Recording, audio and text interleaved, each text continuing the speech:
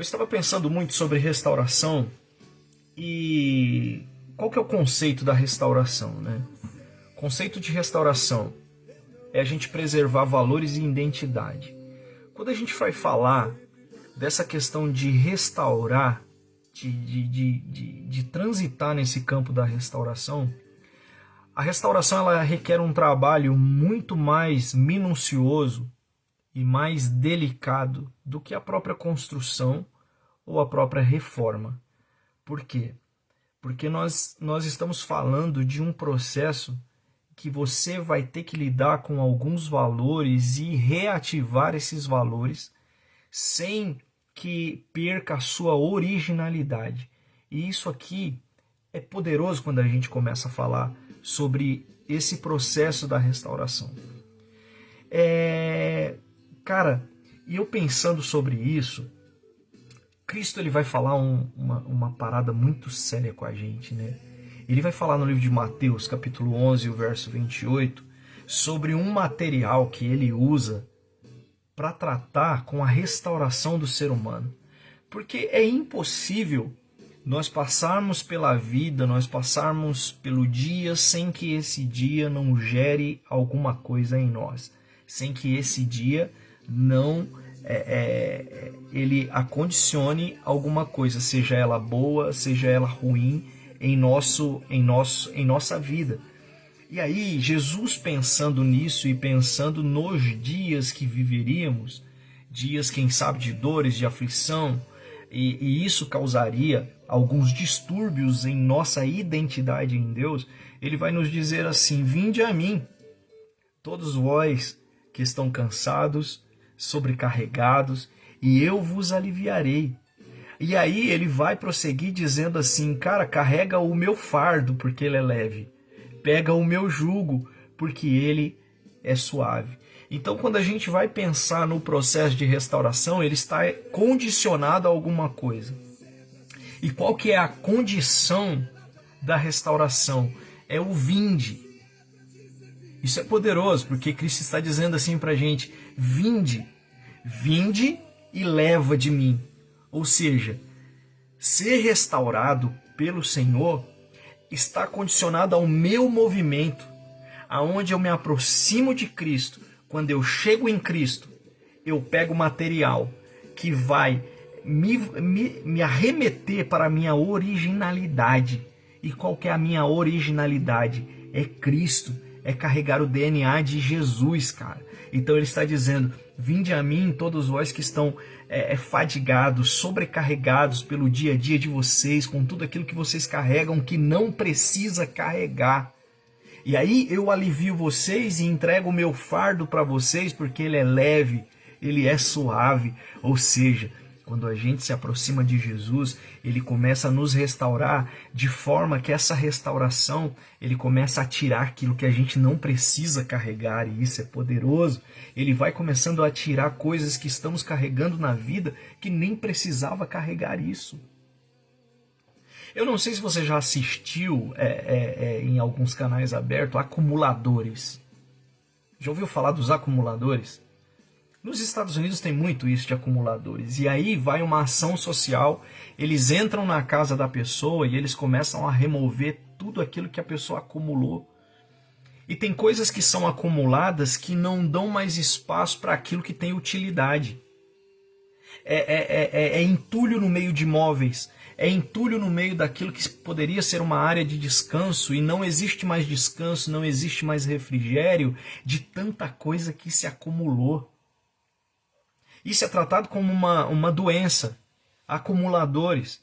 Ou seja, e dependendo daquilo que a gente acumula, dependendo daquilo que nós trazemos para a nossa vida, isso pode gerar alguns prejuízos na nossa identidade em Deus. E aí quando eu vejo um Cristo dizendo: vem até a mim e eu vou te fornecer material que você precisa para restaurar a sua vida, cara, isso aqui é poderoso, é Cristo te oferecendo condições para que você possa voltar para o seu estado natural de originalidade nele, restauração. O que é restaurar? Preservar valores, preservar a identidade e cuidar da originalidade. Nós temos uma origem. Nós temos uma identidade em Deus e isso às vezes altera pelo nosso dia a dia, isso é alterado pelos nossos cansaços diários. Agora, Dani, reconstruir eu posso, reformar eu posso? Claro que pode. Paulo vai nos dar um conselho muito poderoso no livro de 1 Coríntios, capítulo 3 e o verso 9. Ele diz, cara, se você quiser edificar alguma coisa, edifique. Só não mexa com as bases. Ele está dizendo, existe um local em nós que ele é inalterável. Porque o conceito da restauração vai falar esteticamente. Só que esse esteticamente é no nosso interior. É aquilo que não pode ser alterado. Eu posso mudar a estética? Eu posso mudar a estética, eu só não posso mexer com as bases, eu só não posso mexer com a minha essência. Agora, sabe o que é poderoso? Quando a gente está no caminho da restauração, quando a gente está no caminho do propósito de restauração, quando nós assentamos em nosso coração, eu preciso ser restaurado pelo Senhor, eu preciso recuperar a minha identidade em Deus. Cara, no caminho que você trilhar, Deus é aquele que vai prover os recursos para a sua restauração. Por que eu digo isso? Porque no livro de Neemias, no capítulo 2 e o verso 2, a Bíblia vai dizer que os muros de Jerusalém foram derrubados, que o templo do Senhor foi destruído no tempo do exílio da Babilônia, e agora o Neemias decide no seu coração voltar para aquela terra para restaurar toda a cidade, para restaurar o templo do Senhor, para restaurar os muros de Jerusalém, e o Neemias coloca isso no seu coração. Aí sabe o que é poderoso, cara? Que quando a gente coloca no nosso coração que nós queremos ser restaurados pelo Senhor, por onde a gente passa, o Senhor financia a nossa restauração. Sabe por quê? A Bíblia vai dizer que por onde o Neemias passava, as pessoas davam material para ele. Ah, leva madeira, leva bloco, leva isso, leva aquilo. Ou seja, no caminho da restauração, você não estará sozinho, cara. Deus vai prover o material para você. E sabe o que é poderoso? Que quando a gente está no processo da restauração, muita coisa vai querer gerar interferência para que aquilo que está no seu coração para restaurar não seja cumprido. Quer um exemplo? O cara saiu de um lugar onde ele era copeiro do rei para restaurar uma terra que talvez não era nem da ossada dele, mas ele decidiu esse propósito no seu coração. E a Bíblia diz que quando ele chegou em Jerusalém e começou a mover as coisas, que as coisas começaram a se movimentar, aparece um tal de Sambalate e Tobias. Quem são esses caras? Esses caras são aqueles que querem gerar fardos. Só que quando Jesus ele vai dizer, cara, eu quero fazer uma alusão a esses dois textos de Mateus 11 com Neemias 2. Quando esses caras começam a gerar fardo no Neemias, dizendo, o que esse cara está querendo reconstruir? Quem é esse cara? Quem ele pensa que é? Neemias saía de madrugada, quando ninguém via ele. Sabe o que ele ia fazer? Ele ia observar a terra. Ele ia pegar recursos espirituais, ele ia pegar estratégia. E aqui fica uma lição para você que quer restaurar.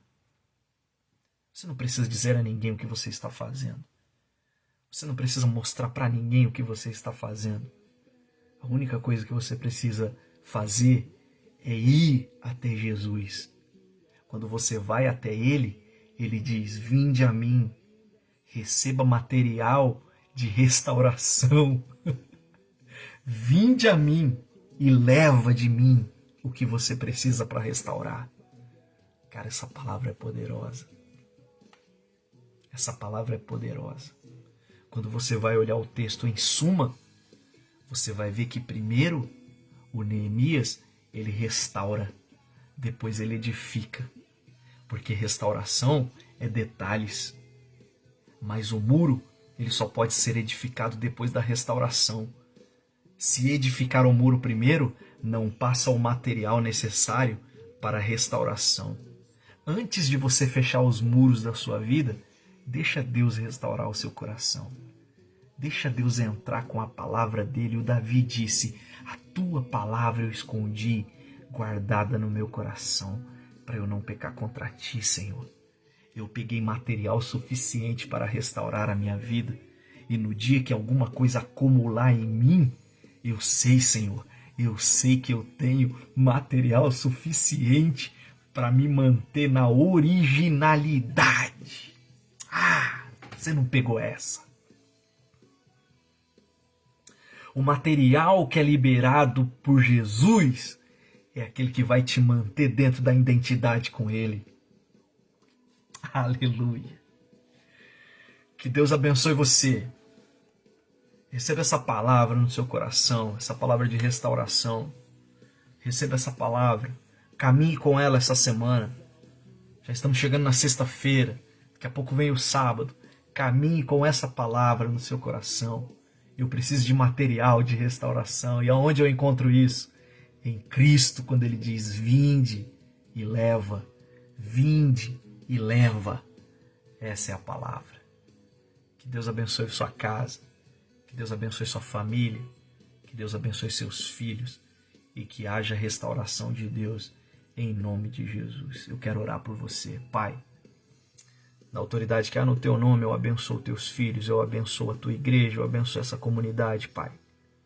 Que a tua presença não nos falte.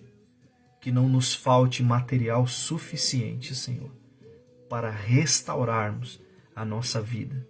E que o teu nome venha a ser glorificado a cada dia em nós. E que quando os fardos da vida vierem até nós, Senhor, que nós possamos encontrar refúgio em Ti. Que nós possamos encontrar o Senhor que tira de nós aquilo que não precisa ser utilizado e coloca em nós aquilo que precisa ser apresentado para que nós possamos nos manter na originalidade da eternidade, que é aquilo que encontramos em Ti, Senhor, para a glória do Teu nome. Amém. Que Deus abençoe você. E vamos encerrando aqui. Hoje eu tô rock and roll, hein? Aí, pastor Michel e o bispo que devem estar curtindo isso aqui, ó, que eles gostam. Deus abençoe. Fiquem na paz. Tchau.